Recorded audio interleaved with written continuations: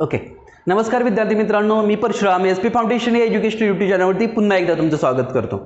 आता आपण या व्हिडिओमध्ये पाहणार आहोत क्रॉस मल्टिप्लिकेशन। आता बऱ्याच वेळा तुम्ही हा वर्ड ऐकला असेल, क्रॉस मल्टिप्लिकेशन काय आहे। बेसिक मॅथमॅटिक्सचा हा सगळ्यात इम्पॉर्टंट पार्ट आहे क्रॉस मल्टिप्लिकेशन। ह्याचा बऱ्याच वेळा तुम्हाला यूज करावा लागतो। तर आपण या व्हिडिओमध्ये पाहूया क्रॉस मल्टिप्लिकेशन नक्की काय आहे।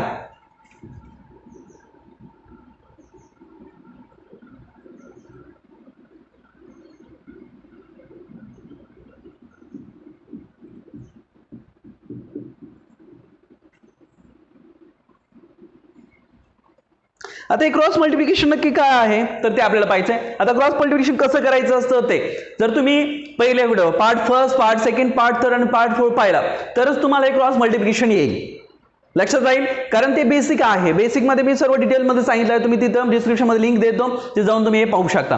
हा जो आहे क्रॉस मल्टिप्लिकेशन, क्रॉस मल्टिप्लिकेशन करायचं कसं असतं, कारण हा 9 आणि 10 स्टँडर्ड मध्ये सगळ्यात इम्पॉर्टंट पार्ट आहे क्रॉस मल्टिप्लिकेशन। आपल्या बरेचसे इक्वेशन सॉल्व्ह करताना क्रॉस मल्टिप्लिकेशन करायचं असतं, बरोबर। आता आपण एक्झाम्पल नंबर 1 घेऊया, जर टाइम न घालता क्रॉस मल्टिप्लिकेशन करूया आपण। 3x + 2 upon 2 is equal to 2x - 4 2x - 4 upon 3 असं एक्झाम्पल घेऊया। आता याचं क्रॉस मल्टिप्लिकेशन करायचं। आता लक्षात ठेवा क्रॉस मल्टिप्लिकेशन करायचं कसं असतं। क्रॉस मल्टिप्लिकेशन करताना हे तुम्हाला माहित झालं, पार्ट 4 पाहिल्यानंतर तुम्हाला हे लेफ्ट साइड आहे, हे राईट साइड आहे, हे सर्वांना समजतं। आता क्रॉस मल्टिप्लिकेशन पहा, हा न्यूमरेटर आहे, हा डिनॉमिनेटर, हा न्यूमरेटर आहे, डिनॉमिनेटर। क्रॉस मल्टिप्लिकेशन करताना पहिल्याचा जो न्यूमरेटर असेल, आता तो आपण लिहून घ्या। पहिल्याचा न्यूमरेटर कोणता आहे तो पहा, पहिल्याचा न्यूमरेटर आहे 3x + 2। हा जो न्यूमरेटर आहे ह्याच न्यूमरेटरला दुसऱ्याचा जो डिनॉमिनेटर आहे, दुसऱ्या साइडचा जो डिनॉमिनेटर आहे त्याने मल्टिप्लाय करायचं। म्हणजे ह्याला मल्टिप्लाय कितीने करायचं 3D। समजलं काय करायचं। तर हे क्रॉस मल्टिप्लिकेशन करताना पहिल्याचा जो न्यूमरेटर असेल त्या न्यूमरेटरला दुसऱ्या लेफ्ट राईट हँड साइडच्या डिनॉमिनेटरने मल्टिप्लाय करायचं। म्हणजे ह्याच्यावरून तुम्हाला लक्षात येईल ह्याला कशाने मल्टिप्लाय केलं, ह्यानी, म्हणजे अशा पद्धतीने, असं आणि असं, क्लिअर। मग ते काय केलं आपण लेफ्ट साइडला लिहिलं। आता राईट साइडला काय लिहिणार, आता इथं पहा, इथं काय आहे 2x - 4 मल्टिप्लाय बाय कितीने मल्टिप्लाय करणार, इथं मल्टिप्लाय बाय 2। आता हे क्रॉसचं लक्षात ठेवा, इथं काय सिम्बॉल आहे इक्वल। म्हणजे आता हे तुमच्या लक्षात आलं पार्ट फर्स्ट काय आहे।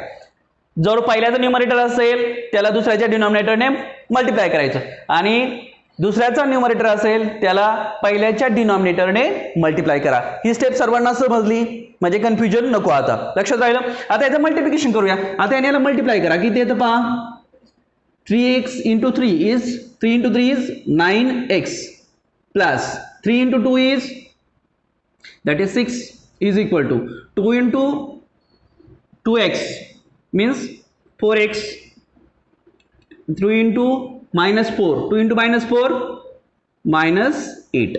आता हे झालं आपलं पार्ट 4 सारखं। आता हे सॉल्व करता येईल आपल्याला। पहा लाईट टर्म्स आपण एका साईडला घेऊया, 9x, आता इथं प्लस आहे तर इकडे काय होईल, हा मायनस आणि हा मायनस सिम्बॉल जसं तसं, हा प्लस आहे तिकडे आल्यावर मायनस। आता लक्षात ठेवा नंबरचा जो सिम्बॉल असतो तो असा, समजा हे 4x लिहिलं, आता इथे 8x आहे, हे नंबर झाला, बरोबर। हा नंबरचा सिम्बॉल पॉझिटिव्ह निगेटिव्ह कसा ठरवायचा, ह्याच्या लेफ्ट साईडला असतो, असा असतो सिम्बॉल, असं असतो। हे पुढे दिलेला ही तर सिम्बॉल नसतो त्याचा, लक्षात राहील ना। सिम्बॉल म्हणजे आता चेंज कसं होणार, ही जर असेल तर हे -4 आहे आणि हे काय आहे +4, -4 आणि +4 मला करा ना परत, म्हणजे हे कसं आहे मायनस आहे की प्लस, काही मुलांचं कन्फ्युजन होऊ शकतं। संख्या पॉझिटिव्ह निगेटिव्ह तीच कळतं। आता हे पॉझिटिव्ह इथं सध्या निगेटिव्ह दिसतंय, मग हे तुम्ही इथं पॉझिटिव्ह का इथं निगेटिव्ह काय लिहिलं, कारण तुम्ही म्हणलं होतं ट्रान्सफर करताना फक्त सिम्बॉल चेंज होतात। ह्याचा सिम्बॉल कोणता आहे, ह्याच्या पुढचा नाहीये, ह्याच्या पाठीमागं असा जर सिम्बॉल आला तर हा निगेटिव्ह झाला, हा कसा आहे मग आता पॉझिटिव्ह। समजलं हे कसं केलं ते, हे लक्षात ठेवा, हे कन्फ्युजन करू नका, काय बऱ्याच जणांचं कन्फ्युजन असतं। मग आता आपण काय करणार, ही आता हे सॉल्व करायचंय। 9 - 4 9 - 4 इज राईट 5x आणि याला पॉझिटिव्ह सिम्बॉल काय म्हणून, मोठी संख्या कोणती इथं 9, त्याला सिम्बॉल कोणता इथलचा नाही, इथलचा कोणता आहे देत नाही, म्हणजे पॉझिटिव्ह। आता पहा सबट्रॅक्शन, इथं सबट्रॅक्शन करायची, ऍडिशन, दोन डिफरंट सिम्बॉल असतील तर यांची काय होणार ऍडिशन, पार्ट फर्स्ट मध्ये। ऍडिशन होणार, पार्ट फर्स्ट मध्ये आपण हे पाहिलंय. ऍडिशन किती येणार? Addition 8 + 6 is 14. ह्याला सिम्बॉल कोणता द्यायचा? मोठ्या संख्येचा सिम्बॉल द्यायचा. क्लिअर? आता याचं सिम्प्लिफाय करूया. काय होईल? x is equal to -14/5. हे अपॉन 5 का आलं? जर समजलं नसेल पार्ट 4 पुन्हा एकदा पहा. क्लिअर? कारण इथं मल्टिप्लाय आहे, तर ह्याच्यामुळे याची क्रिया कोणती? रिव्हर्स कोणती येईल? डिवाइड. म्हणजे हे आपलं x ची व्हॅल्यू काढली. सर्वांना समजलं क्रॉस मल्टिप्लिकेशन कशा पद्धतीने करतात ते? ओके. आता पुन्हा एक दुसरा पार्ट घेऊया आपण, दुसरा एक्झाम्पल घेऊया. आता क्रॉस मल्टिप्लिकेशन करायचं कसं ते. पुढचा एक एक्झाम्पल, हे एक्झाम्पल सर्वांना समजलंय? ओके. पुढचं एक्झाम्पल, आता इथं मी घेऊ दुसरं एक्झाम्पल, सिंबल घेतो mn m + n upon 2m is equal to 1 upon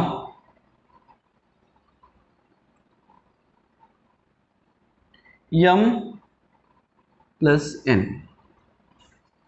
आता हा असं एक्झाम्पल घेतलं. आता हे एक्झाम्पल नाही तर मी हेच एक्झाम्पल इथं लिहितो म्हणजे आपल्याला सॉल्व्ह करायला सोपं जाईल. दुसरं एक्झाम्पल आहे m + n upon 2m is equal to 1 upon m + n.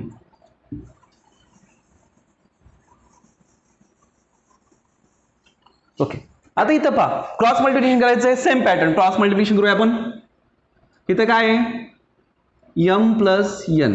Okay. दुसरं काय आहे? ह्याने याला मल्टिप्लाय करायचं. इथं पण काय आहे? m + n. दोन ब्रॅकेट झाले, दोन ब्रॅकेटचं मल्टिप्लिकेशन तुम्हाला मी शिकवलंय. आता इथे किती? 1 ने याला 1 ला कितीने मल्टिप्लाय करायचं? 2m. समजते? आता इथं काय आलं? दोन ब्रॅकेट आले. आता हे दोन ब्रॅकेटचं मल्टिप्लिकेशन करायचं कसं असतं हे आपण पाहिलेलं आहे. दोन ब्रॅकेटचं मल्टिप्लिकेशन मध्ये आपण किती पार्ट पाहिलाय? थर्ड नंबर पार्ट मध्ये आपण दोन ब्रॅकेटचं मल्टिप्लिकेशन कसं करायचं ते पाहिलंय. आता कसं करायचं मी पुन्हा एकदा समजून सांगतो. कसं करणार? हा first bracket, second bracket. First term कोणती? ही. त्याने सेकंड ब्रॅकेटला मल्टिप्लाय करायचं म्हणजे m × m + n. Clear? Confusion करायचं नाही. हा असं येतं एक्झाम्पलमध्ये आपल्याला. प्लस दुसरी टर्म्स, ही दुसरी टर्म्स प्लस n, त्याने दुसऱ्याला मल्टिप्लाय करायचं.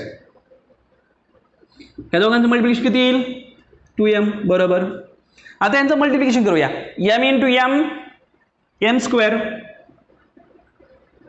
Plus m × n mn plus n × m तेच असेल mns आणि n × n n² is equal to 2m. Clear? आता पहा m² जसं तसं हे mn हे mn किती झालं? इथं एक आहे आणि इथे एक आहे म्हणजे 2mn plus n² is equal to 2m. समजते काय केलं? मल्टिप्लिकेशन सर्वांना आलं पाहिजे. आता मल्टिप्लिकेशन केलं आपण. हे थोडंसं डिफिकल्ट वाटतं का? सारखंच mn आहे ते नाहीये.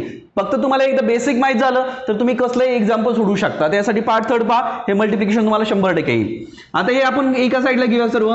इथे m² आहे प्लस इथं 2mn आहे प्लस n² आहे. लाईक टर्म्स आहेत का कोणत्या? नाही. मग आता हे प्लस आहे, इकडे आल्यानंतर काय होईल? मायनस. आणि इकडे काहीच नाही म्हणल्यानंतर इथं काय लिहायचं असतो? 0. हे झालं आपलं क्रॉस मल्टिप्लिकेशन. लक्षात येते क्रॉस मल्टिप्लिकेशन कशा पद्धतीने केलं ते? हे जे आहे क्रॉस मल्टिप्लिकेशन, न्यूमरेटर आणि डिनॉमिनेटर असं क्रॉस मल्टिप्लिकेशन करायचं, ह्या पद्धतीने सोडवायचं. आता हे मल्टिप्लिकेशन कसं आलं हे तुम्हाला पाहायचं असेल तर पार्ट थर्ड मध्ये जाऊन तुम्ही पाहू शकता. आता पुढचं एक एक्झाम्पल घेऊया. पुन्हा सेम कोणतंही तुम्ही तसं एक्झाम्पल घेतलं तरी चालेल, कोणतंही तुम्ही एक्झाम्पल घेऊ शकता. आता पुन्हा कोणतं एक्झाम्पल घेतो? हेच 3mn नाही 3x घेतो. 3x प्लस y असं घेऊया अपॉन 2 असं करू is equal to 2x minus 2y upon 4 असं एक एक्झाम्पल घेतलं. आता सेम आता आपल्याला करायचं काय? Cross multiplication. आता तुम्ही सांगा काय करायचं क्रॉस मल्टिप्लिकेशन मध्ये? काय येणार इथं? 3x plus y multiply by किती? 4. क्लिअर? आता इथं दुसरं ब्रॅकेट आपण जसं असं हे केलं 2 तिथं 2 ब्रॅकेट, इथं पण 2 ब्रॅकेट असू शकतात. 10th स्टँडर्डला हा एक्झाम्पल विचारलं जातं अशा पद्धतीने क्रॉस मल्टिप्लिकेशन करा, नंतर सॉल्व्ह करा इक्वेशन. मग हे जसं आपण ब्रॅकेटचं मल्टिप्लिकेशन केलं तसं इथं दोन्ही ब्रॅकेट येऊ शकतात. ह्या ठिकाणी असं पण येऊ शकतं, इथं समजा +1 लिहिलं आणि इथं m+2 लिहिलं, तर याचं क्रॉस मल्टिप्लिकेशन जसं करायचं तसंच इथं पण करता येतं. लक्षात येते ना? मग तसं असं पण असंच एक्झाम्पल असेल असं काही नाही, दुसरे एक्झाम्पल पण येऊ शकतात, फक्त फॉर्मॅट सेम असेल आणि पद्धत तीच. आता इथे काय होईल, 2x - 2y इंटू 2. हे सर मला स्टेप समजली. आता याच्या पुढची स्टेप काय आहे, मल्टिप्लाय करा. 3 × 4 इज 12x प्लस 4y. हे कन्फ्युजन होतंय का?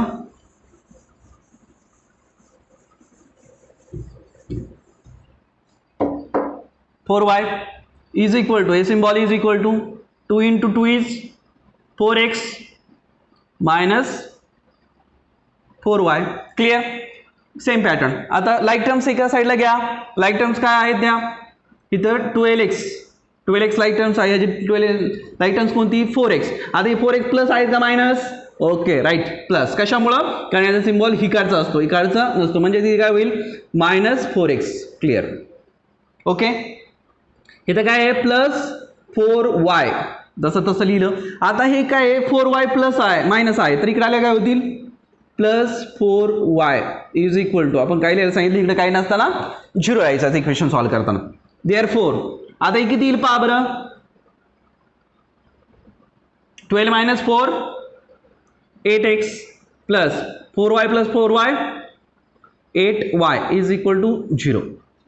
क्लिअर? आता ह्याला आपण काय करू शकतो, 8 ने पण डिवाइड करू शकतो आणि हे इक्वेशन असं पण येऊ शकतो. कसं डिवाइड केलं मी याला, ह्यातून कॉमन टर्म्स निघेल. कोणती कॉमन टर्म्स निघेल, 8. मग इथं काय राहील, 0. बरोबर. माझा कॉमन टर्म चालेल, हा 8 काय मल्टिप्लाय, इकडे आलं काय होईल डिवाइड, म्हणजेच काय आन्सर येणार, x + y is equal to 0/8. 0/8 म्हणजेच 0 असतं, म्हणजे आपला आन्सर काय, x + y is equal to 0. सर्वांना समजतंय कशा पद्धतीने आपण हे सॉल्व्ह केलं ते. क्रॉस मल्टिप्लिकेशन मध्ये तुम्हाला कधी जर अडचण आली तर पुन्हा हा व्हिडिओ पहा, लक्षात राहील. जर तुम्हाला हे जे व्हिडिओमध्ये आणखीन तुम्हाला कोणते बेसिक मॅथमॅटिक्समध्ये कोणती अडचण असेल तर कॉमेंट्समध्ये तुम्ही मला लिहू शकता की सर हा पॉईंट तुम्ही एक्सप्लेन करा, मी त्याच्यावरती पुढचा व्हिडिओ बनवण्याचा 100% प्रयत्न करेल आणि 100% बनवेलच. तुम्ही तसं हे करू शकता. जर व्हिडिओ आवडला तर त्याला लाईक करा, शेअर करा आणि आपले जे मित्र असतील की त्यांना बेसिक मॅथमॅटिक्समध्ये अडचण असेल त्यांच्यापर्यंत पोहोचवण्याचा प्रयत्न करा. ओके, तर पुन्हा भेटूया पुढच्या पार्टमध्ये. तो